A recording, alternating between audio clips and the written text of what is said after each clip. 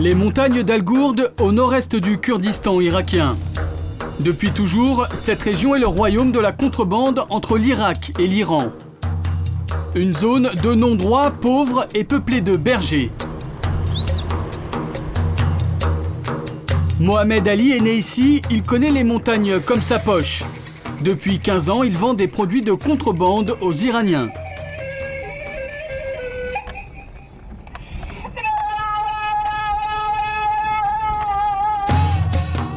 La frontière est à quelques centaines de mètres de son village. Ce que vous voyez ici, c'est la frontière avec l'Iran. Pour empêcher la contrebande, les militaires iraniens ont construit une clôture électrifiée et des postes militaires sur la crête des montagnes. En tout, il y en a 1, 2, 3, 6, 7. Perdu dans les montagnes, le camp de contrebande de Mohamed. Vas-y, recule. Ok, c'est bon. Tous ces produits viennent de Turquie et sont acheminés par la route. Visite guidée de sa caverne d'Ali Baba, où il nous montre les dernières tendances de la contrebande à destination du pays des Mollahs. Tout cet alcool part en Iran. Il y a différentes marques de whisky. Il y a aussi de la bière, mais ce qui est très demandé en ce moment, c'est ça, de la teinture pour les cheveux. Il y a aussi le maquillage pour avoir la peau plus blanche. Et à part ça, on a aussi des sous-vêtements. Les femmes iraniennes ne sont pas aussi libres que les autres femmes du monde. C'est interdit là-bas, donc ça passe par les montagnes. Qu'est-ce qu'il y a d'autre? En ce moment, j'ai aussi des maillots de bain. Ça part comme des petits pains.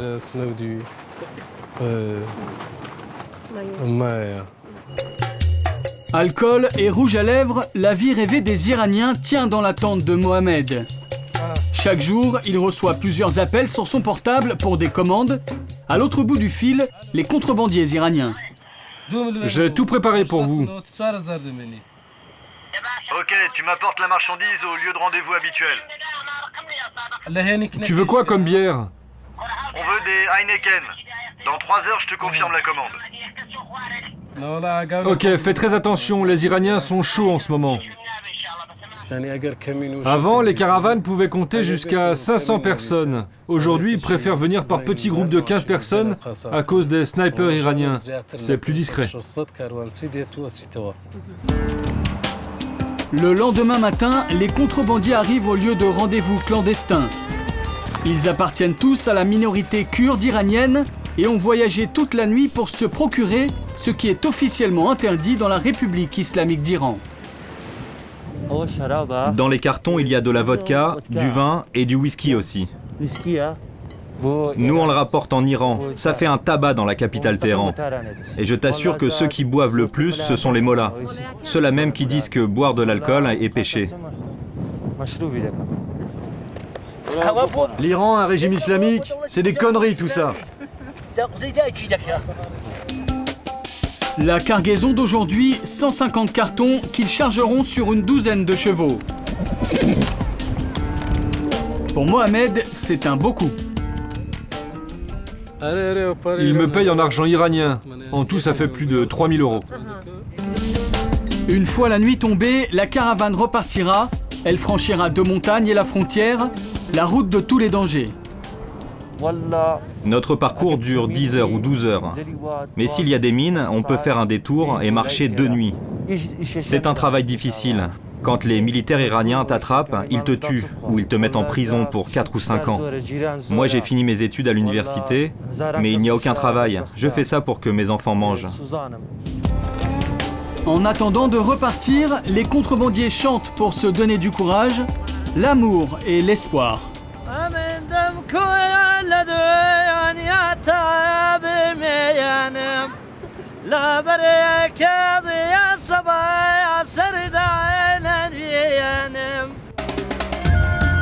À Erbil, la capitale, loin des montagnes, la contrebande n'est pas une priorité. Pour le gouvernement kurde irakien, cet import-export clandestin se résume à un simple échange de bons procédés. L'essentiel, c'est que les frontières du Kurdistan soient bien protégées contre les terroristes. Ceux qui vivent près de la frontière font de la contrebande pour survivre. C'est une région sans commerce, sans travail. Ils n'ont pas le choix. De l'autre côté, les contrebandiers iraniens ramènent des sous-vêtements par exemple. Et c'est ensuite revendu discrètement sous le comptoir, dans des commerces qui en vitrine proposent des tenues islamiques. C'est comme ça et c'est tout. Si le sénateur semble aussi détaché du sujet, c'est que de toute façon dans les montagnes d'Al-Gourd, le gouvernement n'existe pas. Ici, ceux qui contrôlent la zone, ce sont ces hommes, les guérilleros kurdes iraniens du PJAK. Eux sont en guerre contre Téhéran et ont fait des contrebandiers leurs alliés dans la lutte. Le chef nous reçoit dans sa tente. Au mur, les photos des martyrs tombés au combat. Les contrebandiers sont des Kurdes, comme nous. Ce sont des gens de notre peuple. Lorsqu'ils sont sur notre territoire, ici, côté irakien, on assure leur sécurité jusqu'à la frontière avec l'Iran. Et puis on prend soin d'eux. Par exemple, il y a une semaine, une vingtaine de contrebandiers ont dormi avec nous, car il pleuvait beaucoup. On leur a donné du pain et du thé. En échange, lorsqu'une caravane arrive, on prend $15 par personne environ, 20 maximum. Ça dépend de la taille de leur convoi. Mais on ne les force pas, c'est contre la politique du PJAK. C'est juste une aide. Un petit impôt révolutionnaire pour la forme. Pas de quoi stopper le flux des contrebandiers. La caravane de Mohamed s'apprête à repartir. L'alcool doit être chargé.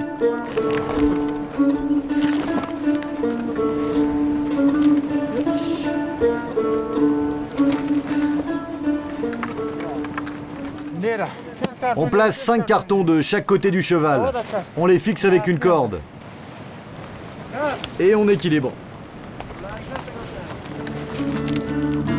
À l'arrivée en Iran, les contrebandiers empocheront $100 pour le voyage.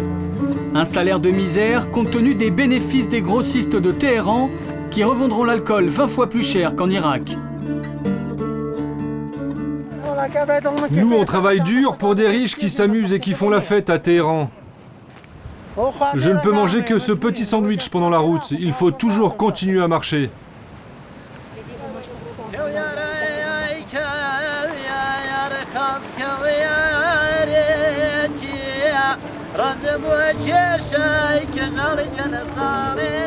Quelques heures après nous avoir quittés, la caravane se fera tirer dessus par les Iraniens. Aucun blessé pour cette fois, mais elle devra rebrousser chemin. C'est le destin des petites mains de la contrebande.